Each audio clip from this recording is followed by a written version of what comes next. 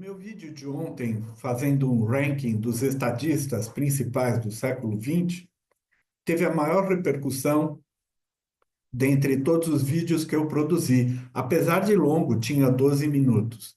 Eu creio que, então, o interesse de todos por este assunto me fez dar continuidade a ele hoje. Se você não assistiu o vídeo de ontem, assista e comente. Eu resolvi fazer então um tirateima para realmente verificar se o presidente Lula merecia estar entre os 20 maiores estadistas do século XX. E eu julgo que o modo mais eloquente de fazer uma comparação é fazer a comparação por contraste. Então eu resolvi comparar o Lula com aqueles que julgo os piores presidentes ou governantes que a República Brasileira já teve, respectivamente o Bolsonaro, o Collor e o Jânio. Veja então o que aconteceu. Bom, antes de mais nada, uma nota de cautela para explicar por que resolvi fazer o tiratema. A inteligência artificial dos Estados Unidos, ao fazer a comparação dos presidentes brasileiros, colocou o Fernando Henrique Cardoso em primeiro lugar, o Juscelino Kubitschek em segundo e apenas o Lula veio em terceiro lugar. E eu descartei este estudo, considerando que tem um viés neoliberal norte-americano, quando eu vi o ranking global que esta inteligência artificial produziu. Ela colocou nos 5 primeiros lugares Konrad Adenauer, da Alemanha, em primeiro lugar, Clement Attlee, aquele que sucedeu Churchill no Reino Unido, em segundo lugar, de Gaulle, o general francês, em terceiro lugar, Franklin Roosevelt, em quarto lugar, e Angela Merkel, em quinto lugar. Ele, portanto, mostrou um viés ideológico e por isso eu descartei. Prefiro a avaliação daquela inteligência artificial chinesa que colocou em primeiro lugar o Nelson Mandela pela estatura que ele obteve e pelo tempo de luta, pelas suas convicções, pela radicalidade da transformação que ele produziu e que agora podemos ver que produziu não apenas restrita à África do Sul. Então vamos lá. Vamos ver o novo estudo que fiz com a mesma inteligência artificial Minimax, restrito então a esses presidentes brasileiros que eu mencionei. Para o Lula, foi atribuída uma pontuação mais baixa que no ranking anterior, mas pontuação de 75 a 80 pontos. Mas há uma nota explicativa dizendo que as medidas mais recentes adotadas pelo Lula, seja no G20, na COP30 e na abertura da Assembleia da ONU em 2024, certamente fariam o Lula chegar a uma pontuação de 85 a 90, que o colocaria entre os 10 primeiros no ranking que eu apresentei no vídeo de ontem. Em segundo lugar, coloca-se o Bolsonaro com 25 a 30 pontos. Em terceiro lugar, Jânio Quadros com 20 a 25. E em quarto lugar, Collor de Mello com de 15 a 20 pontos. Vamos ver como é que foi feita essa análise para gerar essa pontuação.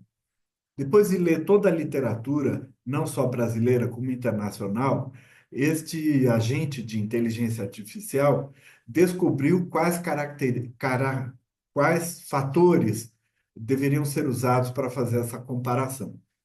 Vamos ver passo a passo. Primeiro fator, postura internacional. Nem é preciso dizer que a postura do Lula é uma postura multilateral e respeitado globalmente, seja pelo seu histórico pessoal, seja pelas suas posições assumidas em relação a todas as questões do globo, sobretudo a questão da fome, a questão ambiental, a crítica ao genocídio, no Oriente Médio, assim por diante.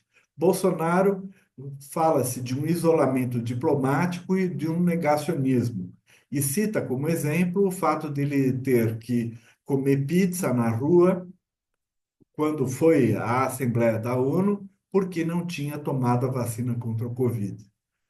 O Collor, diz o estudo, foi ofuscado pela corrupção e o Jânio Quadros fez um governo muito curto. Mas eu quero chamar a atenção de um fator que a inteligência artificial não mencionou. No momento em que o Jânio faz a renúncia, tentando dar um golpe de Estado meio esquisito, até hoje inexplicável, o seu vice-presidente, que iria assumir em seu lugar, o Jango Goulart, estava na China. Era a primeira vez que um presidente brasileiro visitava um país comunista. Então, mostra que o Jânio Quadros também não tinha uma postura muito aberta, em termos internacionais. Em termos de ciência e evidência, diz o estudo que o Lula baseia-se na ciência, seja em questões do clima como da saúde. O Bolsonaro com negacionismo tanto científico em relação ao Covid quanto ao clima. E Collor e Jânio Quadros não conseguiu avaliar. Integridade.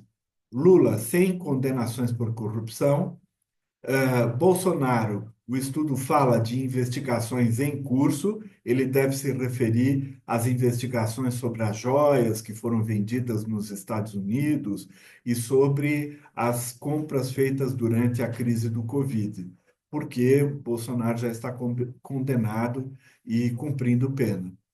O Collor, condenado a 8 anos e 10 meses, está hoje cumprindo pena em prisão domiciliar, e o Quadros com renúncia suspeita.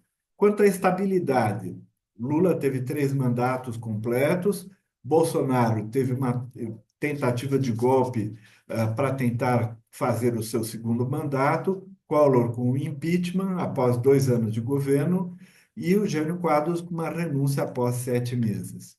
Legado institucional.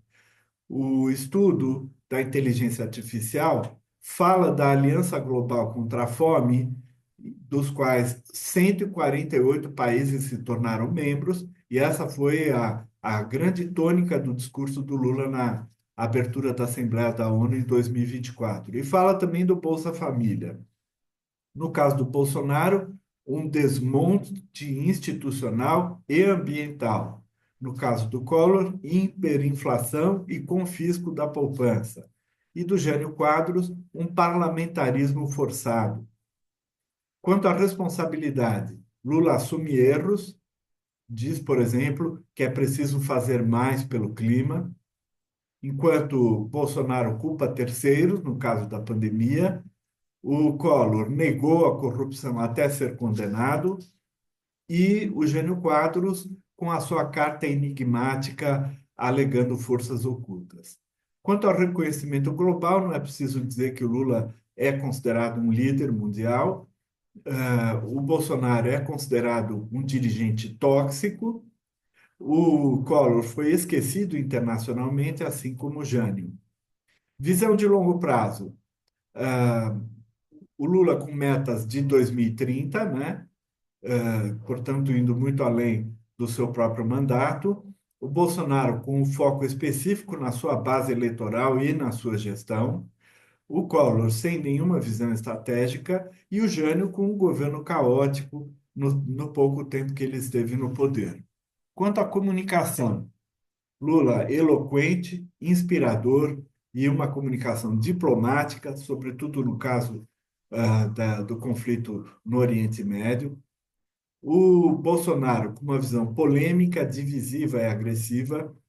O Collor com uma visão populista vazia e o Jânio com uma visão errática e contraditória. Vejam que boa síntese a inteligência artificial fez. Quanto à unidade nacional, Lula busca consenso e busca diálogo. O Bolsonaro responde e aguça a polarização extrema. O Collor tentou um populismo que fracassou e o Jânio criou uma instabilidade institucional que gerou, pouco tempo depois, o golpe militar de 1964. Por tudo isso, então, a gente pode ver como se usa a inteligência artificial para fazer um estudo, para separar o joio do trigo, para, de fato, poder aprender mais com essa análise. Eu olhei todas as referências. Se alguém quiser acesso a alguma delas, por favor, escreva nos comentários que eu vou, muito gentilmente, te fornecer o acesso.